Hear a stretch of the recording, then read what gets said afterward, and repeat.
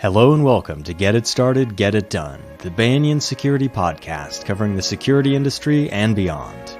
In this episode, our host and Banyan's Chief Security Officer, Den Jones, speaks with Dave Raphael, Chief Operating Officer at DNSFilter. Dave has more than 20 years' experience at tech firms large and small, and is an expert in application security and author of the 2009 book, Security on Rails. We hope you enjoy Den's discussion with Dave Raphael. Welcome, folks, to another episode of Get It Started, Get It Done with your host, Dan Jones. Banyan's lame attempt at podcasting, and if we're shit at making software, then I guess we can fall back to this. So I'm just glad our products actually don't suck. Got a great guest with us today. So Dave, and I don't want to butcher your last name, so Dave Raphael, or... That's it. Yeah. And are you a Ninja Mutant Turtle fella, or... Yeah. I grew up with that as the fun thing. So yeah, that was my era as a kid. So well, let's rather than that be your introduction, why don't you do a better job and introduce yourselves to the audience? Yeah, absolutely. So Dave Raphael, I currently work as the Chief Operating Officer at DNSFilter. Been there for about 16 months, and just recently took this role. Prior to that, I was Chief Product Officer and run all of R&D and everything from threat research to product development to product management, et cetera. I'll actually continue down that path, and we're sort of embracing the product-led growth is the model, and therefore this role is an extension of that, et cetera.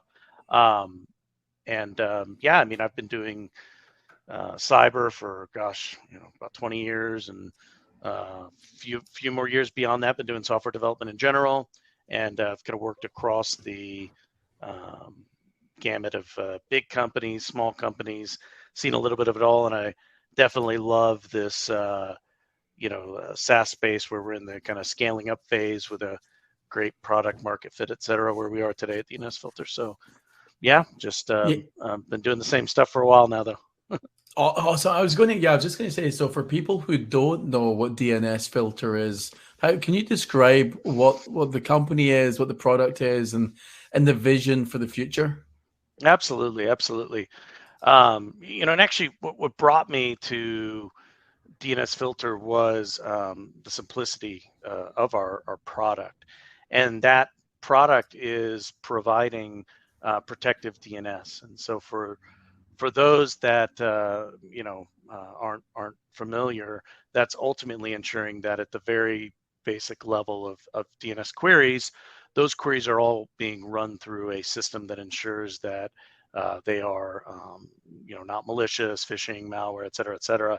And beyond that, we also provide content filtering, for businesses as needed, whether that's for corporate policies or even regulatory compliance, such as protecting kids in the educational environment, et cetera. And so we sort of see that all as a continuum of the security value, et cetera. Beyond just providing that as a service, we provide that to the OEM markets as well. So we sell direct to businesses. We sell a lot through MSPs. We have distribution both in the US and internationally. We actually provide coverage for a whole country, worth of filtering. And last but not least, we're embedded in some very, very large products that, in the order of millions and millions of users. So our product's pretty ubiquitous. And in terms of number of users, we protect probably somewhere in that 30 million total users range when you actually extrapolate it out. As far as the core offering goes, that protection and kind of where we're going with it all, we can kind of expand into that a bit. So feel free to just ask away, and we'll journey through it. Yeah, no, that is awesome, and we'll probably circle back a little bit because I got a few fun questions for you along today's episode. So we'll definitely come back into where the product fits. But I want to play a little buzzword bingo. I don't know. So Banyan buzzword bingo, and we're going to start off with zero trust. So what's your take on zero trust? Where do you guys see that with regards to DNSFilter? Yeah, no, I mean, I think first I'll kind of speak generally to zero trust, and then kind of tie that back into DNSFilter. Zero trust is really reminds me a lot of like when people started referring to the cloud, right? And so it really captures a lot of the I don't want to call it quite final state, but as we started migrating from the kind of traditional corporate intranet with sort of big walls and VPN only access or physical only access, and then we started seeing more and more of this sort of hybrid, et cetera. The zero trust term made a lot of sense around how do you approach, the problems that come with not having control of the, the network topology, et cetera, that you're dealing with. And it's sort of like, if you take the approach that, well, don't trust anything, we can just simply create an incredibly strong security posture by meeting that, right? And that's a pretty tall order, right? Like how do you go about doing that? And so, it's not a single thing, right? It's a layered approach, and it's a Tetris problem, if you will, of products really to put together depending on your needs.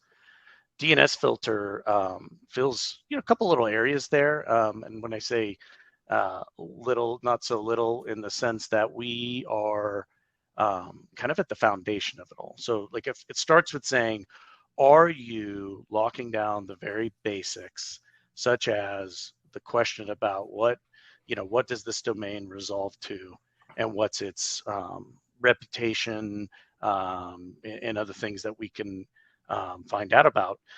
That is a basic building block that I often refer to as, it's like fluoride in tap water. I don't know if a lot of people realize, but there's literally fluoride in modern water supplies is one of the reasons why we have better dental health.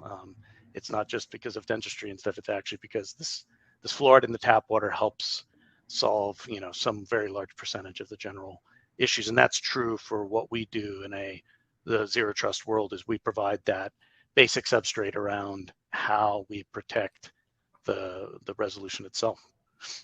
Awesome. So next buzzword bingo, SSE, or maybe it's acronym bingo, really, right? Something like that. What's your take on SSE, and where do you guys play in that arena? Well, I'm you may have to filter some of this out, right? Because I have some strong opinions, and there may be some swearing, but SSE is sort of the one half of a coin called SASE, right?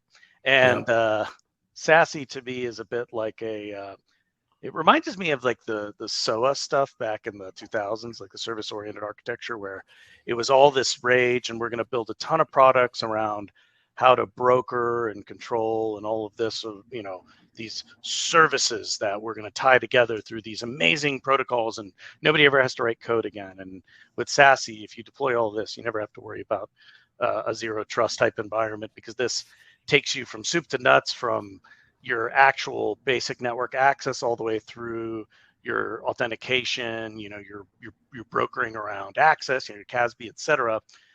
So, ultimately, protective DNS is one of the pieces of that puzzle. Like every solution that can kind of finds itself in that magic quadrant or that category of products must provide protective DNS. And additionally, you've got like securing down the web part of it, the URLs, et cetera, et cetera. And we can talk a little bit more about how DNSFilter plans on playing in some of those other areas too. So.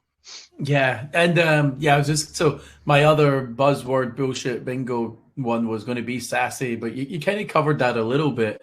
I mean, what do you see as the key difference between SASE, so SASE, and SSE? I may need to pull the reference book out. I mean, it's if I remember correctly, it's the A part of it's the access control. Is that right? And the secure services edge versus whatever it is, secure access and blah blah blah. Look, real quick, I will say about SASE is like it's an all-encompassing kind of Gartner invented thing that I think is useful for framing certain conversations, right? Yeah, I was just going to say this. Is it analyst-led growth as opposed to product-led growth? It is. It's absolutely, I don't know if the A stands for analyst or something else, Yeah. but it's definitely not product-led, and it's not market-driven, really. It's more of like how do we bundle all these things to sort of rationalize a complex cycle for some of the other incumbents, frankly, that have been around a while, so that they can sound fresh and really be able to target a zero trust world.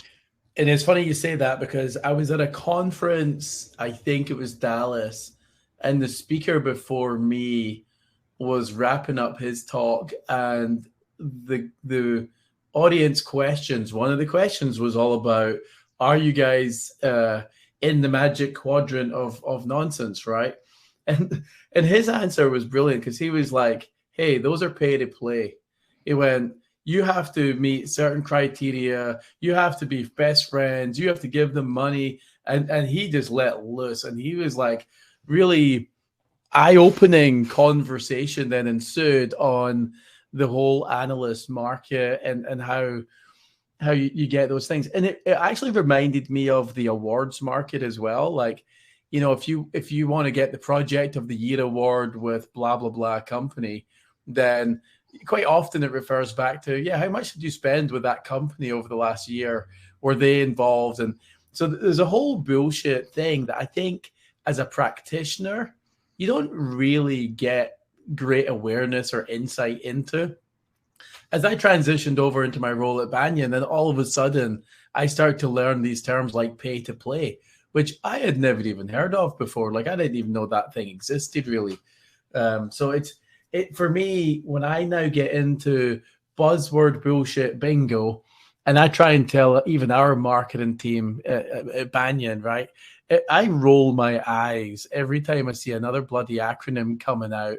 But I get, and you hit the nail on the head, it's how Gartner and other analysts really want companies to be able to frame the conversation more than anything else. And for them to say, we fit neatly into the bucket of X, Y, and Z. So I kind of understand why companies like us and other companies go down the path of saying, oh, we're a zero trust company, or we're a this company, or we're a that company. SSE is the new fancy thing for us right now. And I totally understand why we're on that bandwagon.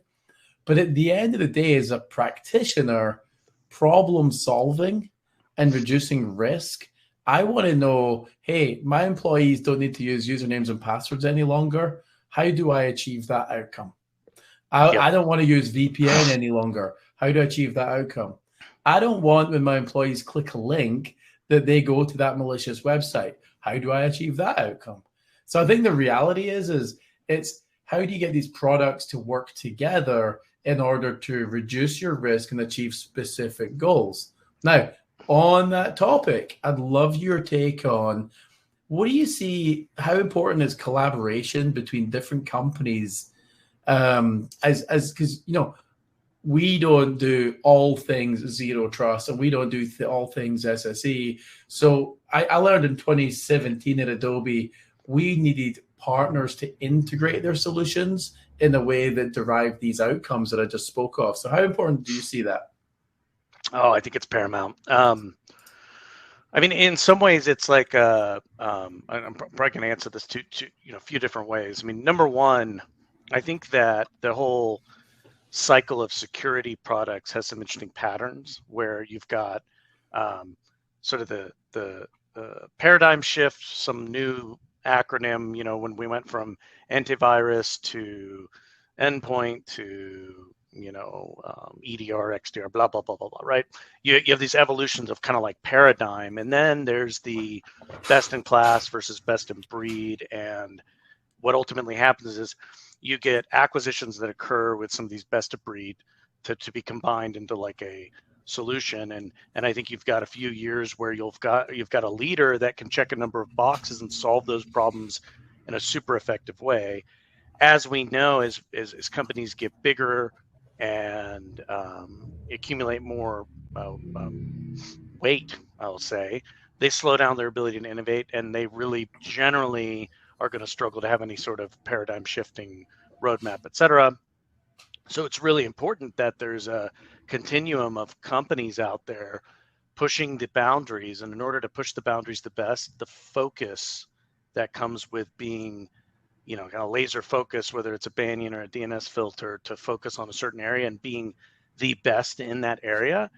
And to your point about being integratable and being able to work together, it's really important for the best of breed companies to understand that we have to be integratable in order for us to sell into, whether it's the CISO or CIO office, whatever, in a way that doesn't cause their implementation budgets to go wonky, et cetera. So, I think it's, and I can continue to go. And then I think you also have to look at, like, some of this starts to become a natural bundle for these acquisitions, where you can actually put together some pretty compelling stories around, hey, such and such, I'll leave names of companies out for a second. Let's bring these three things together, and it can kind of be an in between the best of breed, best in class. So that's why that interop is so important. Yeah, absolutely. And I've done several implementations of what some people will call zero trust. But I remember at Adobe, we basically had to strong arm three companies and say, hey, you will work together or you will not be part of this solution. And it was hard. I mean, we at least had, power and might and name brand behind us. But I can't imagine how, some like city of San Jose is going to turn around and get the same success or the same leverage. It's really tricky. So it really is upon us as organizations to try and look at companies that we can partner with. Now, AI is all over the news, Dave, right? So let's talk about some AI and machine learning and all that stuff. How valuable, I mean, specifically with DNSFilter, how valuable is things like machine learning and AI to you guys? It's beyond valuable. I mean, if you look at what sort of differentiates us, it is the use of machine learning extensively. I mean, it is baked into our DNA at this point since like 2018. That's literally been kind of the linchpin of our convergence of all of the threat research. We bring in close to 100 data feeds, both open source and we pay for a lot of the high-end players that people have heard of, but we also have extensive amounts of machine learning techniques, whether it's statistical models or recurrent neural networks, et cetera. We're applying a litany of techniques to categorize things and to ensure that our true false positive rates stay where they need to, because the last thing we want to do is block the wrong things. Mm-hmm. And we are, we're about a 7-day average ahead of the competition in data feeds in terms of identifying 0-day URLs for 0-day malware. And we've, I'll let the cat out of the bag a little. Our labs team is always working at improving that, and we've got some new technologies that are more like 500 to 1,000 hours ahead of anything out there. And so wow. It's kind of the name of our game is machine learning, and how we've managed to productionize that and put that into the market. Awesome. Now, from an AI perspective, what do you see? I mean, so how do you see AI benefiting the attackers, and then how do you see AI benefiting the defenders? Boy, that's actually something I've been exploring for months now. There's a couple different ways I'm looking at that one. I mean, one is obviously from a social engineering perspective, the ability to craft contextual messaging to folks becomes, not free, but very low cost, relatively speaking. So whether that's targeted or even just looking at, not having grammar problems and spelling issues that come with a lot of these attacks in the past that were kind of part of how we helped recognize them to begin with. I think that's just one simple example. I think that we're going to see a lot more even outside of the commercial GPT offerings, I think even we're going to see some of the large syndicates investing their own time in training the GPT, GPT-4 type of things for their own purposes, because they're very sophisticated. And for every dollar we spend on security, I believe in IT budgets, they're spending like 90 something dollars. They outspend us like crazy, right? You probably know that. On the defense side, I mean, I think there's this one's tricky. One of the things that makes our technology work is that it's fast at scale, right? So you can answer lots of questions very quickly. And in the compute world, we're always trading, electrical costs essentially for answers, right? And one of the challenges I see currently with any sort of like mass scale application with, something like a chat GPT is you're spending a lot of, pennies, so to speak, for every question that you ask, right? And so that makes it pretty tough to create anything that's market viable from a cost perspective. So, on little proof of concepts, you can do some pretty cool stuff today with, hey, what do you think about this domain? And you can say, can you give me a dossier of the people that might be connected to it? I mean, it's cool, right? And so that angle from a research perspective and kind of having almost like an army of minions to be able to go gather information, pretty powerful. So I currently see it as much more favoring the attacker side than the defender side at the moment. Yeah. So. Yeah, unfortunately, I mean, I was reading, how script kiddies are using this stuff to really build some serious malware, right? And they don't have to be as skilled. And I think it's interesting in the industry. It's like the level of skill required for an attacker to get into the market of whether they're doing ransomware or other stuff is just, they don't have to be as skilled as they used to be, right? So you're getting more people joining the market as attackers, and unfortunately as defenders, we still have a skills gap. Like we have to be more skilled than ever before. And then the other thing is there's way more tools than ever before. And I think a trap that CISOs fall into quite often is they'll go through the whole, like say the SANS book of, how to build a security program. And they'll be like, okay, what tools have I got for vulnerability management? What tools have I got for this? What tools? And eventually they end up buying more tools than they have staff. And you deploy your tools and you leverage like 5% of their capability, and you don't get the value out of it. Your budget's crazy. Your staff are overworked. And then, like you say, the bad guys, there's so many of them. They just need to get it right 1%, and they're in.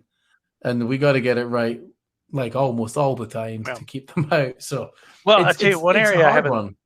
Yeah, one area I haven't thought of yet, but you just made me think of when I was thinking about the whole SOC staffing problem, et cetera. I mean, I haven't read much, but I'd be curious to pull on that thread a little to see where, how the ChatGPT type approaches are working for SOAR and how we could potentially do some work there. So that one's pretty interesting because one of the biggest, as you know, whether you staff or partially outsource a SOC, there's the whole like SIM SOAR kind of dilemma. And do you staff more coder types or do you go with more GRC type? It's almost like a spectrum, right? And even product skew accordingly. So that could be an interesting application to be fair that I haven't thought of yet. Yeah, it's funny. I think a lot of us are still jumping in to figure out how and where AI is going to benefit the defenders.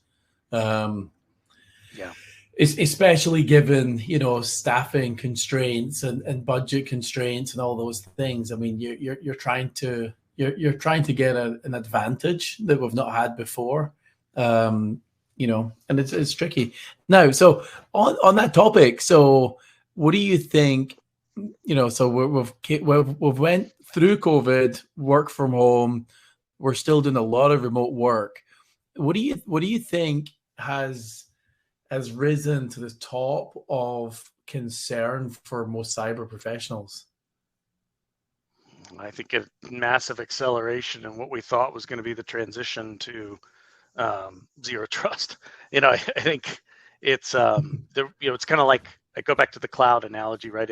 It's taken us a long time to go from heavy on-prem to on-prem's almost like, oh wow, you do on-prem, and I think that imagine if you just cut 3 years, I'm picking an arbitrary number, out of that cycle.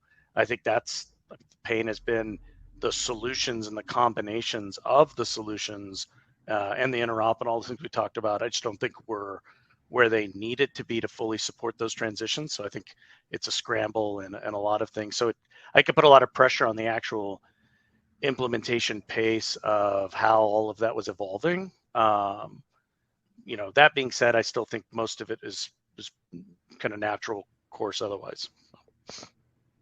Yeah, it's funny. I mean, the whole remote access business, I think, was interesting because people ran, they ran to their existing vendors and basically doubled down on that investment that they already had, even if that wasn't in their best interest, because they had no choice. So I'm hoping, I say, from a Banyan perspective, we're hoping as people get to the third year of any of those renewals, that they're beginning to look at what's the smarter way to do this. Mm-hmm. Wide open VPNs and enabling that because people are working from home doesn't necessarily, it's not their smartest play from a security perspective. Now, I was going to ask you, so how did, the move to the cloud has been, huge for most companies. What would you say is DNSFilter's strongest offering from a cloud perspective? So, people have moved to the cloud. DNSFilter helps them in what kind of ways? I would actually say that we have been not immune, but there's like not a ton of correlation, to be fair. We do have some customers that are using us for serverless protection, putting DNS protection in between their kind of services architectures and whatnot. But outside of that, there's not a lot of DNS is so universal and hasn't shifted a lot, to be fair, that it's fit naturally wherever people are moving from on-prem to cloud. They just lift and shift, whether it's a relay or running a roaming client, et cetera. It certainly pushed our roadmap a bit on supporting things like hypervisor and those sort of things for the people that are doing, thin client style IT work. So we've had to do a little bit of work there, but for the most part, we've been, we were born during the cloud era to begin with. We actually operate a ton of on-prem, by the way, because in order to support a very fast Anycast network, you have to be everywhere, and to do that means you're living on data centers. So we're like 80 data centers around the world. So we kind of have a mix of cloud and lots of on-prem. So awesome. And so some generic questions I was thinking of as you were talking there. One would be, what advancements within the cyberspace have you been keeping an eye on? Other than AI, other than zero trust, is there anything else that you're paying attention to that you think is exciting? Yeah, I've got a particular fascination at the moment with privacy in terms of what we've seen on the consumer side and how that's going to manifest in the corporate side. I'm not seeing a lot of people talking about it so much, but what I'm sort of measuring is sentiment and reactions around that. The fact that we're creating this situation where we're being more and more careful with our home deployments and making sure we have the right postures for our personal world, and becoming aware of what all the big players have done with our information, right? But I think there's this whole nother surface around the corporate mass, if you will, that takes a fairly promiscuous approach when it comes to security inside of a certain trust zone, even if it's zero trust, right? There's an overlay, and I'm very interested to see how that evolves, because I think we're going to see a similar revolution that is somewhat bottoms up, where we saw in the iPhone back in like what was it, 09, somewhere around there. All of a sudden, all the executives started showing up with iPhones and said, I need this, and everyone goes, no, there's no hardware encryption like the BlackBerry. You can't use this on the network. And then enough execs got angry, and then hence now we have the iPhone or and or Android as the total dominant corporate devices. Yeah, so I think there's going to be some similar things with privacy. So. Yeah, it's funny because I kept thinking years ago, because I used to run identity and access management in Adobe a long time ago. Mm-hmm. Going back to like 2004, I remember talking to people about biometric authentication. And I remember years before then, mid-90s, I was working with Novell in little compact fingerprint readers as a way to log in.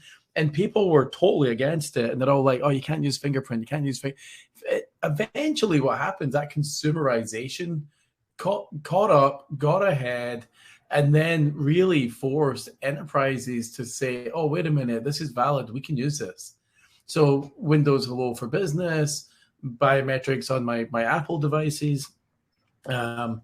It seems to me that the consumerization of something really pushes the conversation forward within a lot of enterprises. So, yeah, and the privacy thing, I think it's only getting worse and more alarming as more companies get involved. And even, you've got the big social media companies and stuff, but I think the reality is because we are working from home more, that means enterprises have way more information about the location of their employees than they ever had before.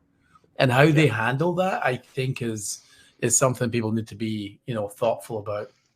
And I just build one quick thing on there. And so, the consumerization part, one of our kind of strategies is we have a consumer offering. We acquired a company, Guardian, that actually powers the Brave web browser.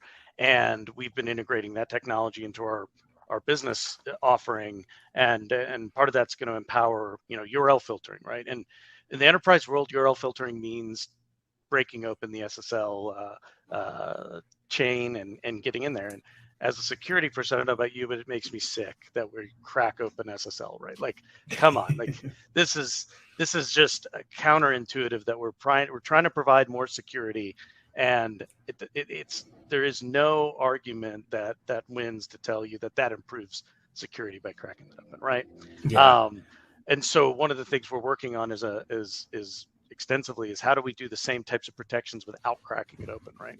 And so I think that's an example of the consumers are going to be all over this, and it will matriculate its way back over to the business side. So. Yeah, I mean, that's the same argument with packet inspection in general, right? I mean, the reality is backhauling traffic, inspecting traffic. For me, the value it adds to your security risk isn't that significant for the cost of what the thing is.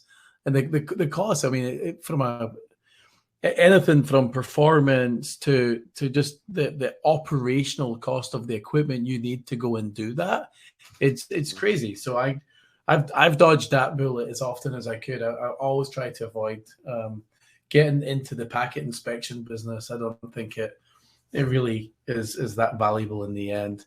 So as we wrap up, Dave, a couple of things. One is I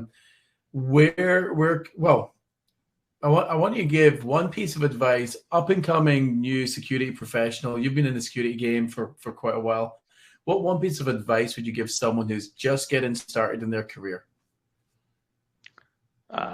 It's generic to not just security. I would say that the patterns that exist in terms of the principles and foundational theory of operation, learn those.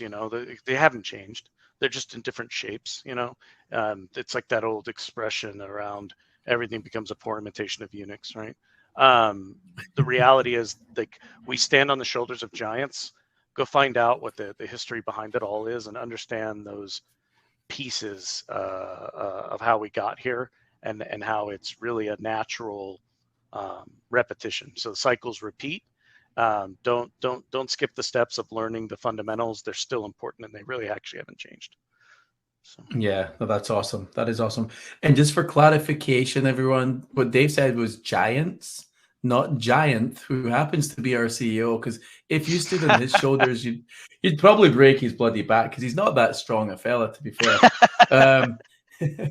Now, I would say one thing. I was pondering on this quite a bit. We go through your employee reviews, and you talk about accomplishments and stuff a lot. But the one bit of advice I always think about when I certainly go through a review cycle is not just what you do is important, but how you go about your business is really, really important. And I think, especially in this world where we're under pressure a lot, I think for me, I'm a bit of a class clown. I like to joke around a lot. I like to work hard and play hard. But the one thing for me is that how we go about our business is fewer times am I seeing people being rewarded in enterprises for being assholes and idiots to other people. So how we do our business, I think, is important. So if I was a new kid starting my career all over again, I think I'd probably take that on board and say, yeah, I'm going to be inquisitive. I'm going to learn. I'm going to work my ass off. But I'm also going to be collaborative. I'm going to leave my ego at the door. And a lot of those lessons, if I could grab the 20-year-old Dan Jones again, I'd smack him in the face twice and tell him to pay attention to how he behaves. Obviously, now I'm older. I'm an older guy now, so I'm obviously very well behaved, and I'm totally responsible. Don't let anyone else tell you otherwise. So yeah, hey, Dave, thank you very much. Been a pleasure having you on the show. I want to end with, where can people go and learn more about DNSFilter? DNSFilter.com. Yeah. God, that was too simple, huh? Yeah. Jeez, you could have been like Banyan. Go into our resources. We've got loads of blogs. We have a lot of great stuff on there. Strongly recommend it. And so. Awesome. And for people who want to learn more about Banyan, go to Banyan Vines. Oh no, wait, fuck, that's the other team. Don't go to Banyan Vines. If you search and you see Banyan Vines, skip past all of them, go about 30 clicks down, you'll see banyansecurity.io. Made it simple, just like Dave. Dave, thank you very much. It's a pleasure. Take care. Thank you, Dan. Appreciate it. Thank you so much. Thanks for listening. To learn more about Banyan Security and find future episodes of the podcast, please visit us at banyansecurity.io. Special thanks to Urban Punks for providing the music for this episode. You can find their track Summer Silk and all their music at urbanpunks.com.